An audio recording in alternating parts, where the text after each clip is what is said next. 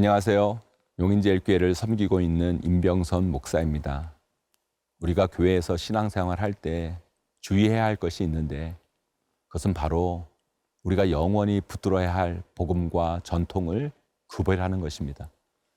그러나 교회에서 신앙생활을 오래 하다 보면 우리가 정말 놓치지 않아야 할 복음의 본질은 놓쳐버리고 바뀌어도 되고 달라져도 되는 전통을 마치 복음의 본질인 양 착각하며 그것을 지키기 위해 헛된 논쟁과 분란을 일으키는 경우를 보게 됩니다. 물론 전통을 우리는 무시해서는 안 됩니다. 하지만 그것이 복음의 본질보다 우선할 수 없고 그것은 시대에 따라 바뀌어질 수도 있음을 우리는 인식할 줄 알아야 합니다. 그래야 우리는 교회 안에 헛된 논쟁과 다툼에서 벗어날 수 있습니다. 오늘 우리에게 주시는 말씀 고린도후서 3장 12절에서 18절 말씀입니다. 하나님께서 우리에게 주시는 말씀을 함께 듣겠습니다. 고린도후서 3장 12절에서 18절 말씀입니다. 우리가 이 같은 소망이 있으므로 담대히 말하노니 우리는 모세가 이스라엘 자손들에게 장차 없어질 것의 결국을 주목하지 못하게 하려고 수건을 그 얼굴에 쓴 것 같이 아니하노라. 그러나 그들의 마음이 완고하여 오늘까지도 구약을 읽을 때에 그 수건이 벗겨지지 아니하고 있으니 그 수건은 그리스도 안에서 없어질 것이라. 오늘까지 모세의 글을 읽을 때에 수건이 그 마음을 덮었도다. 그러나 언제든지 주께로 돌아가면 그 수건이 벗겨지리라. 주는 영이시니 주의 영이 계신 곳에는 자유가 있느니라. 우리가 다 수건을 벗은 얼굴로 거울을 보는 것 같이 주의 영광을 보매 그와 같은 형상으로 변하여 영광에서 영광에 이르니 곧 주의 영으로 말미암음이니라. 성당에서는 여성분들이 예배, 그분들 말로는 미사를 드리잖아요. 그때 머리부터 내려오는 수건 같은 것을 쓰고 예배를 드립니다. 왜 그럴까요? 그 유래가 있습니다. 모세가 시내 산에서 하나님을 대면하고 십계명이 든 율법을 받아서 내려옵니다. 그런데 모세의 얼굴에 엄청난 광채가 납니다. 모세는 그 광채 때문에 이스라엘 백성들이 눈이 부셔 자신을 보지 못할 것 같아 자신의 얼굴을 수건으로 가리고 내려오게 됩니다. 하지만 안타깝게도 그 광채는 오래가지 못하죠. 결국에는 모세의 얼굴에 광채가 사라졌기 때문에 모세에게 쓰여진 그 수건도 다 벗겨지게 된 것입니다. 오늘 본문에서 사도 바울은 초대교회 안의 수건 논쟁을 설명하며 모세의 예를 들고 있습니다. 모세에게 주어진 그 영광은 일시적인 것이고 영원한 것이 아니며 결국 사라지고 말았고 그래서 결국에는 모세 또한 이제 그 영광을 가릴 수건도 필요 없게 된 것이라고 말합니다. 근데 문제는 교회 안에 있는 유대주의자들은 아직도 그 수건을 쓰고 있습니다. 왜 그랬을까요? 마치 자신들에게 아직도 그 영광이 있는 것처럼 보이기 위해서 형식적인 흉내를 내고 있었던 것입니다. 왜 교회에서 왕년 이야기를 많이 하는 분들이 계십니다. 왕년에 내가 은혜 많이 받았는데, 왕년에 내가 교회에서 봉사 많이 했는데, 우리 교회가 왕년에는 엄청 부흥하고 성도도 많았는데, 교회나 신앙생활하는 우리에게 왕년이 중요한 것이 아니라 지금이 더 중요합니다. 왕년에 은혜 받은 것 가지고 지금까지 우리는 생활해서는 안 되고 우리는 오늘 이 시간 하나님의 영광과 은혜를 경험해야 합니다. 그게 바로 우리가 가져가야 할 신앙의 올바른 자세입니다. 모세의 광채는 이미 사라진 영광이고 그 광채는 오래가지 않았습니다.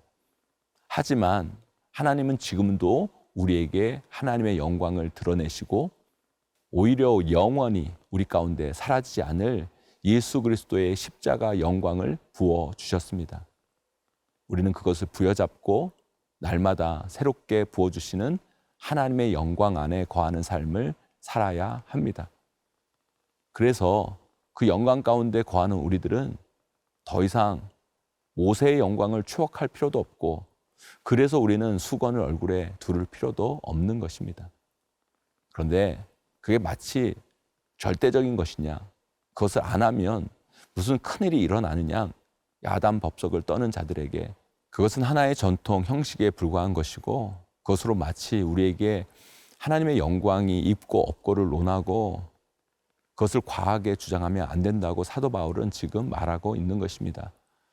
사랑하는 생명의 삶 가족 여러분, 지금 여러분들에게 예수 그리스도의 십자가 은혜가 임해 있습니까?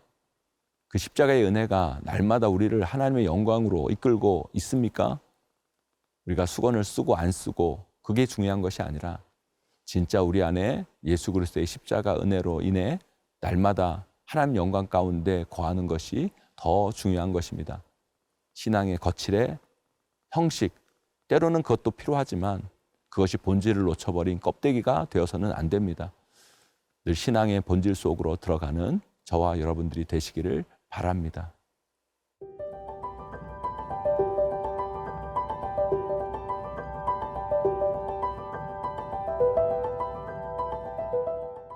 우리가 이런 경험을 할 때가 있지 않습니까? 겉포장은 화려하고 대단한데 정작 포장을 뜯어보면 별 볼 일 없는 게 들어있는 상황. 우리 신앙이 그런 것이 돼서는 안 됩니다. 겉은 마치 경건한 척, 하나님의 영광을 가진 척, 근엄한 척, 겉은 그렇게 포장하면서 실상은 예수 그리스도의 그 사라지지 않을 영광을 소유하지 못하는 신앙인들이 돼서는 안 됩니다. 우리는 내실이 꽉 찬 신앙인이 되어야지 형식만 번드러한 신앙인이 결코 돼서는 안 됩니다. 겉은 집사요, 권사요, 장로요, 목사인데 실상은 그에 합당한 삶을 살아내지 못하는 신앙인이 되어서도 안 됩니다. 어쩌면 집사, 권사, 장로, 목사 타이틀이 우리 안에 예수 그리스도의 은혜가 있다는 것을 담보해 주는 것이 아닙니다. 그렇다면 형식만 있는 신앙인이 아니라 진짜 신앙인이 되려면 우리는 어떻게 해야 될까요? 예수 그리스도의 십자가 은혜를 경험함을 통해 하나님의 영광이 우리 삶 가운데 가득 차야만 합니다. 그렇다면 그건 또 어떻게 가능할까요? 예배가 살아야 합니다. 우리를 살리는 것, 우리가 하나님의 영광을 경험하고 그 십자가 은혜 안으로 들어갈 수 있는 방법은 다른 것이 없습니다. 오직 하나님을 영과 진리로 예배하는 것입니다. 우리는 예배를 통해 하나님께 영광을 돌리고 하나님은 예배를 통해 우리에게 그의 영광을 드러내시고 보여주십니다. 그것이 바로 예배의 참된 의미입니다. 그래서 오늘 본문 16, 17절 말씀은 우리에게 이렇게 이야기합니다. 그러나 언제든지 주께로 돌아가면 그 수건이 벗겨지리라.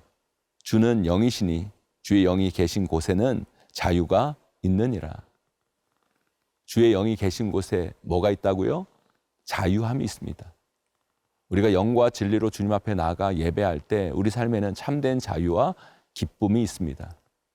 우리 예수님은 우리를 자유케 하시는 분이시지 우리를 억지로 끌고 다니면서 우리에게 부담을 주거나 힘들게 하는 분이 아님을 우리는 알아야 합니다. 그래서 우리의 예배와 신앙생활은 바로 자유함에서 누리는 은혜임을 알아야 합니다.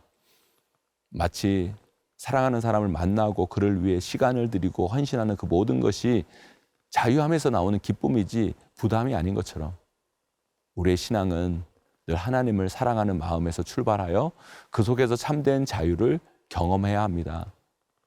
그것보다 더 중요한 것은 없습니다. 물론 우리가 인생을 살아감에 있어 전통과 형식을 무시할 수는 없습니다. 왜냐하면 때로는 형식과 전통이 우리의 마음을 잘 표현할 수 있는 도구가 되기도 하기 때문입니다.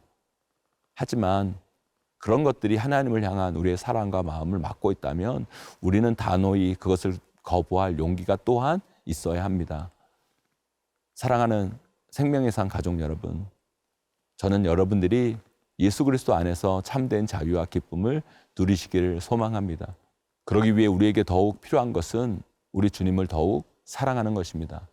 그분을 높이고 영과 진리로 예배하며 나아갈 때 우리 안에는 세상 어느 것도 줄 수 없는 하나님이 주신 평안과 기쁨, 자유가 충만하게 될 것입니다.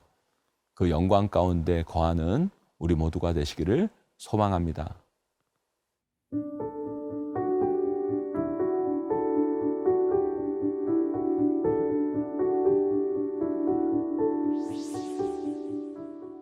하나님 아버지 감사합니다. 연약하고 부족한 저희들에게 예수 그리스도의 십자가 은혜를 부어주셔서 감사합니다.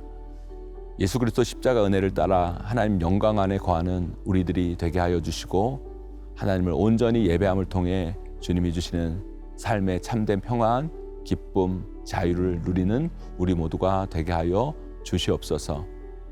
예수님의 이름으로 간절히 기도합니다. 아멘.